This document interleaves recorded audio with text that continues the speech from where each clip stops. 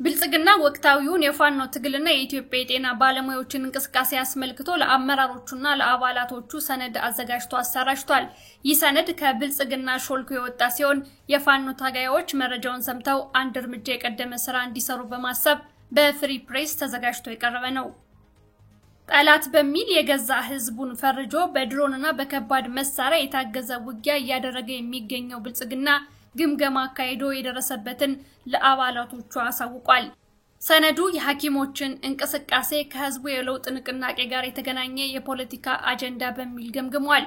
በነውጥ የሚተዳደረው ብልጽግና ፓርቲያችን በሀገራችን ዘላቂ ሰላምን፣ የጋራ ብልጽግናን፣ ማህበራዊ ትስስርንና ዘመናዊ የፖለቲካ ስርዓትን ለማምጣት ሰፊ ጥረት እያደረገ ይገኛል።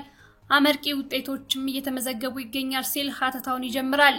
የሚቃወሙኝ ኃይሎች የእስካሁኑ አካሄድና ሙከራቸው የሚፈልገውን ውጤት ስላላስገኘላቸው የስልት ለውጥ ለማድረግ የጠላት ወዳጄ ነው በሚል የመሰባሰብና የመቀናጀት እንዲሁም በአፍራሽ ተግባራት ላይ የመተባበር አዝማሚያ በስፋት እየታየባቸው ነው ሲል ገምግሟል። ከነዚህ ጥረቶች መካከል ይላል ሰነዱ አንዱ ፖለቲካዊ ይዘት ያለው የማህበራዊ ንቅናቄ እየሰፋ መምጣቱ ነው። እነዚህ ንቅናቄዎች በመጀመሪያ የሙያ፣ የሃይማኖት ወይም የሲቪክ ጉዳዮች ሽፋን ይዘው የሚነሱ ቢሆንም በመሰረቱ የመንግስትን ስልጣን ለማዳከም የህዝብን እምነት ለመሸርሸርና የህጋዊነት ቀውስ ለመፍጠር በሚያስችል ስልታዊ መንገድ የተቀየሱ ናቸው ይላል። ብልጽግና ሊጥሉኝ የሚፈልጉኝ ኃይሎች ባለሙያዎችን አስተባብረው እያሳመጹብኝ ነው ሲልም ይከሳል። በትጥቅ ትግልም ሆነ በህጋዊ የፖለቲካ ፉክክር ዓላማቸውን ማሳካት ያልቻሉ የፖለቲካ ኃይሎች ቅሬታ አላቸው ብለው የሚያስቧቸውን የህብረተሰብ ክፍሎችና ባለሙያዎች፣ ማህበራት፣ ተማሪዎችና የሃይማኖት ተቋማትን በመሳሰሉ የተደራጁ የህብረተሰብ ክፍሎችን በመጠቀም ህዝባዊ አመጽ ለማድረግ እየሞከሩ ነው ሲል ይከሳል። በዚህም ህዝባዊ አመጽ ለማስነሳት የተለያዩ ማህበራዊ ንቅናቄዎች ተጀምረዋል። እስካሁን ባለው ሁኔታ ጎልቶ የታየው የጤና ባለሙያዎች እንቅስቃሴ ነው ይላል። እንደዚህ አይነት አሉታዊ ንቅናቄዎች ብዙውን ጊዜ ህጋዊ የሆኑ ቅሬታዎችን በመጠቀም በማህበራዊ ሚዲያ የተሳሳቱ መረጃዎችን በማሰራጨትና በዜጎችና በመንግስት መካከል ጥላቻን በመፍጠር ይታወቃሉ። ስለሆነም እንደዚህ አይነት ሁኔታዎችን ሳንንቅ ተገቢውን መከላከልና ቁጥጥር ልናደርግበት ይገባል። በመሆኑም እነዚህ አዝማሚያዎች እንደ ፓርቲ ከፌደራል ጀምረው በየደረጃው ብቁና ስልታዊ ምላሽ መስጠት ይጠይቃል ይላል። በህዝባዊ አመጽ ከስልጣኔ ልወገድ ነው ብሎ የሰጋው ብልጽግና ለአባላቶቹ ከትጥቅ ትግል ወደ ህዝባዊ አመጽ ተሻግረዋል። በመንግስት ውስጥ በሚኖር ክፍተት በህዝብ ኃይል መንግስትን ወደ መጣር ስሌት ተቀይረዋል። ህዝብን ለምሬትና ለብስጭት በማጋለጥ ህዝባዊ አመጽን መቀስቀስ፣ በአመጹም የመንግስትን ህዝባዊ መሰረት በማዳከም ህዝባዊ ድጋፋቸውን ለማጠናከር ተነስተውብኛል ሲል ያክላል። የመንግስት ኃይል የሚመነጨው ከተቋማቱና ከህዝብ ድጋፍ ነው ያለው ብልጽግና የህዝብን ድጋፍና ቅቡልነት ሲያጣ ተቋማቱ ቅቡልነታቸው ይሸረሸራል። በዚህም ኃይልን በብቸኝነት የመጠቀም የመንግስት መብት ጥያቄ ውስጥ ይገባል። በዚህም ተቃዋሚዎቻችን የመንግስትን ህዝባዊ ድጋፍ በማሳጣት ተቋማዊ አቅሙን ወይም ኃይሉን በብቸኝነት የመጠቀም መብቱን ጥያቄ ውስጥ የመክተት እንቅስቃሴ ውስጥ ገብተዋል ይላል። በመሆኑም ሊጥሉኝ የሚፈልጉ ኃይሎች የስሌት ለውጥ አድርገዋል ሲል ብልጽግና ገምግሟል። እቅዳቸውም ህዝባዊ መሰረትን በማሳጣት መንግስትን ማዳከም የሚል ሆኗል። የሚከተሉት ስልት በቀጥተኛና በኢመደበኛ ጥቃት መንግስትን ማዳከምና ህዝብን ለአመጽ ማነሳሳት መሆኑን ደርሼበታለሁ። እነዚህም በተቀናጀ ማህበራዊ ጥቃት፣ የሽምቅ ውጊያ፣ በኢኮኖሚና በፖለቲካ ሻጥሮች፣ በማህበራዊ ጥቃቶች፣ በሃይማኖቶች በኩል በሚኖር ኩርፊያና በስነ ልቦና ጦርነት በኩል የሚደረጉ ናቸው። የነዚህ ስልቶች ግብ መንግስትና ህዝብ መደበኛ ስራቸውን እንዳያከናውኑ በማድረግ በህዝባዊ አመጽ መንግስትን መጣል ነው። የትጥቅ ትግሉ የሚደረገው ከተደራጀ የስነ ልቦና ዘመቻ፣ ከኢኮኖሚያዊ ጥቃቶችና ከሌሎች ጉዳዮች ጋር ተጨምሮ ነው ይላል የብልጽግና ግምገማ። ወቅታዊ የጤና ባለሙያዎችን ተቃውሞ የገመገመው ሰነዱ በዋናነት እኔን ከሚጠሉኝ ኃይሎች የስልት ለውጥ ጋር የተገናኘ የፖለቲካ አጀንዳ ነው ይላል። ከጤና ባለሙያዎቹ የሚነሱት ጥያቄዎችን በቅርበት ስንመለከት የፖለቲካዊ አጀንዳና የሌሎች አካላት ተጽዕኖ ያለበት በርካታ ማሳያዎች አሉን በሚልም ይጠቅሳል። በተለያዩ ስልቶች እኩል ዓላማቸውን ማሳካት ያልቻሉ የፖለቲካ አካላት የጤና ባለሙያዎችን ትክክለኛ ጥያቄ መነሻ በማድረግና ሌሎች አግባብነት የሌላቸውን በመጨመር መንግስትን ለማጫናነቅና የራሳቸውን የፖለቲካ ዓላማ ለማሳካት እየሞከሩ ይገኛሉ። የጤና ባለሙያዎች አጀንዳ ሙሉ በሙሉ የተዘጋ አጀንዳ አይደለም። ሌሎች የህብረተሰብ ክፍሎችም ያሏቸውን ቅሬታዎች መነሻ በማድረግ ውስጡን እየቀሰቀሱ ይገኛሉ። የእነዚህ ኃይሎች ፍላጎት የተለያዩ የህብረተሰብ ክፍሎችን ቅሬታዎች እንደ መግቢያ በር በመጠቀም ከስልጣኔ ሊያስወግዱኝ ነው ብሏል ብልጽግና ሾልኮ በወጣው ሰነዱ። አፍራሽ ሲል የሚጠራቸው ህዝባዊ ኃይሎች አካላት ሊጠቀሙባቸው የሚችሉ ስልቶች በሚልም አስቀምጧል። ዋነኛው ሲል የጠራው ህዝባዊ አመጽንና የትጥቅ ትግልን በአንድ ላይ አቀናጅቶ መጠቀምን ነው።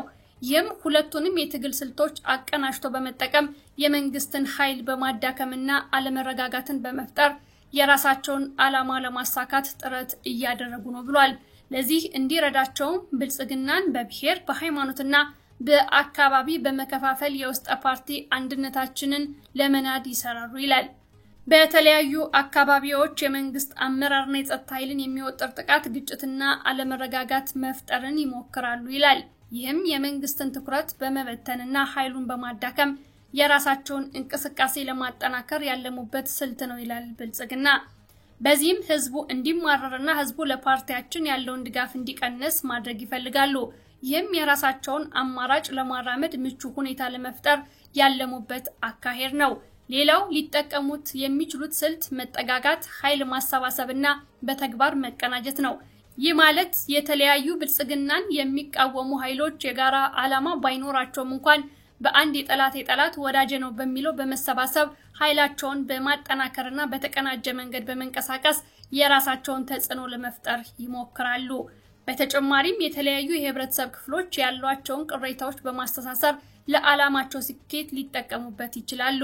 ለምሳሌ የኢኮኖሚ፣ የፖለቲካና ሌሎች ቅሬታዎችን በማስተሳሰርና የፖለቲካ ትርጉም በመስጠት አጀንዳ ለመቅረጽና ሰፊ የሆነ የህዝባዊ ተቃውሞ ለመፍጠር ሊሰሩ ይችላሉ። ለዚህም በማህበራዊ ሚዲያና በሌሎች የመገናኛ ዘዴዎች የሐሰት ወይም የተጋነኑ መረጃዎችን በማሰራጨት የህዝቡን ስሜት በመቀስቀስና አመኔታን በማሳጣት የራሳቸውን ተጽዕኖ ለመፍጠር ይጥራሉ።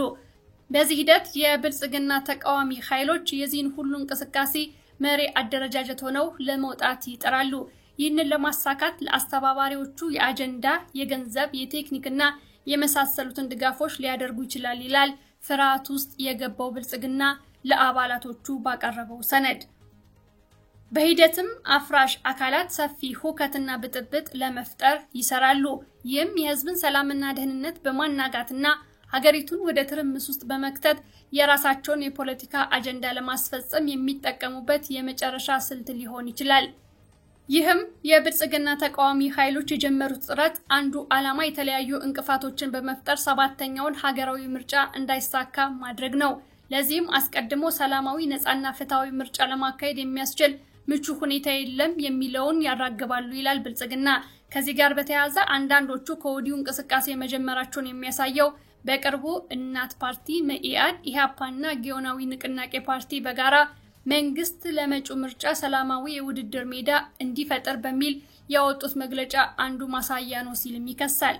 በቀጣይም የምርጫውን ሂደት በማወክና ውጤቱንም ጥያቄ ውስጥ በመክተት የራሳቸውን የፖለቲካ ዓላማ ለማሳካት ሰፊ ጥረት ማድረጋቸው አይቀርም ይላል ገዢው ብልጽግና።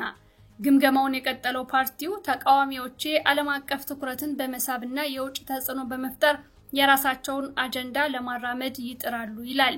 ይህ የውጭ ሀገራትና ዓለም አቀፍ ተቋማት በሀገሪቱ የፖለቲካ ጉዳዮች ላይ ጣልቃ እንዲገቡ በመገፋፋት የራሳቸውን ጥቅም ለማስጠበቅ የሚደረግ ጥረት ነው። የውጭ አካላትን ለማሳመን እንደ መፍትሄ የሚያቀርቡት ሁሉን አሳታፊ ሽግግር መንግስት መቋቋም አለበት ነው። በዚህም ስርዓቱን በመናድ አዲስ መንግስት ሊያቋቁሙ ይችላሉ። ስለሆነም ባለመዘናጋት ሁኔታውን በንቃት መከታተል፣ እንዳንፈርስ መረባረብ የሚጠይቀን የመሃል ዘመን ላይ እንደምንገኝ በሚገባ ተረድቶ መንቀሳቀስ ያስፈልጋል ይላል ብልጽግና። እንደ ፓርቲ ልንከተላቸው የሚገቡ አቅጣጫዎች በሚልም እንደሚከተለው ያትታል። እንደ ብልጽግና ፓርቲ የመሃል ዘመኑን ወጥመድ ለመሻገር በሙሉ ኃይላችን እንረባረብ ይላል።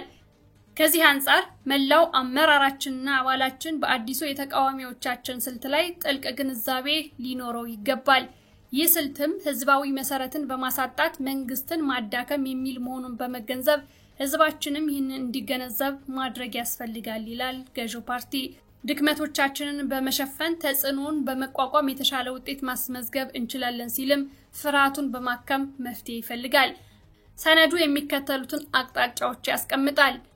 ሁሉንም አቅሞቻችንን በመጠቀም የአጀንዳና የመረጃ የበላይነትን መያዝ፣ በተጨማሪም በየአካባቢው ያለውን እንቅስቃሴ በንቃት መከታተልና ወቅታዊ መረጃዎችን መሰብሰብ፣ በቅርቡ ከተለያዩ የህብረተሰብ ክፍሎች ጋር የምናደርጋቸውን ውይይቶች ላይም አባሎቻችን መድረኮቹ የሰከኑ መግባባት የሚፈጠርባቸውና በፓርቲያችን እሳቢዎች የበላይነት የሚጠናቀቁ እንዲሆኑ ተልኳቸውን መወጣት ይኖርባቸዋል ሲልም አቅጣጫ ያስቀምጣል። በኢ መደበኛ ጥቃት ብልጽግናን ለማስወገድ የሚደረገውን ጥረት በሙሉ አቅማችን ማክሸፍ ይኖርብናል ይላል ፓርቲው። በዚህ መርህ አድርጎ ያስቀመጠው አንዱ የሚታገሉን ኃይሎች የኢኮኖሚ ጥቅም መቆጣጠር በጣም ወሳኝ ነው ይላል። በሀገራችን በሺዎች የሚቆጠሩ የተለያዩ ማህበረሰብ አካላት አደረጃጀቶች አሉ።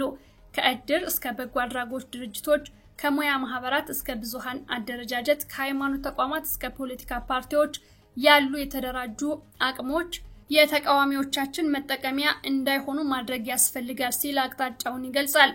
ብልጽግና በማጠቃለያው የፋኖ ኃይሎችን ጨምሮ ይቃወሙኛል ያላቸውን ኃይሎች በተለያዩ አካባቢዎች ኃይላቸውን እያጠናከሩና እንቅስቃሴዎቹን እያቀናጁ እንደሚገኙ በግልጽ እየታየ ይገኛል ሲል ያምናል። ስለሆነም እንደ ፓርቲ በንቃት መከታተል ይጠይቃል። አዲስ በቀየሰው ስልት አማካኝነት የፓርቲያችንን ጥንካሬ፣ የመንግስትን ተቋማትን ቁመናና የህዝብን አመኔታ በመሸርሸር የራሳቸውን እኩይ ዓላማ ለማሳካት ያለመውን እቅድ እየተሳካለት ነው፣ ልናስቆመው ይገባል ሲልም የፋኖዎች ትግል እየተሳካ መሆኑን ያምናል። የጤና ባለሙያዎችን እንቅስቃሴ እንደ አንድ የማስጠንቀቂያ ምልክት ተደርጎ ሊታይ የሚገባው የፖለቲካ ጉዳይ እንደሆነ ግምገማውም ያስቀምጣል።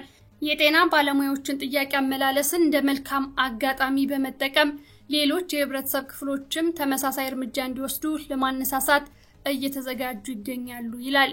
ስለሆነም ጉዳዩን በጥንቃቄ ማየት ይጠይቃል ይላል የብልጽግና ሰነድ።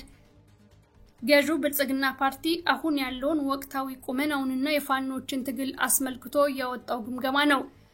የግምገማው ሰነድ ተቃዋሚዎች በሚል የሚገልጻቸው በትጥቅ ትግል ሊጥሉት የሚፈልጉ ኃይሎችን እንቅስቃሴና በራሱ በኩል ሊወስዳቸው የሚገቡ አቅጣጫዎች ናቸው። የፋኖ ኃይሎች አስቀድመው እቅዱን እንዲያውቁት በሚል የተዘጋጀ ነበር። ሰላም።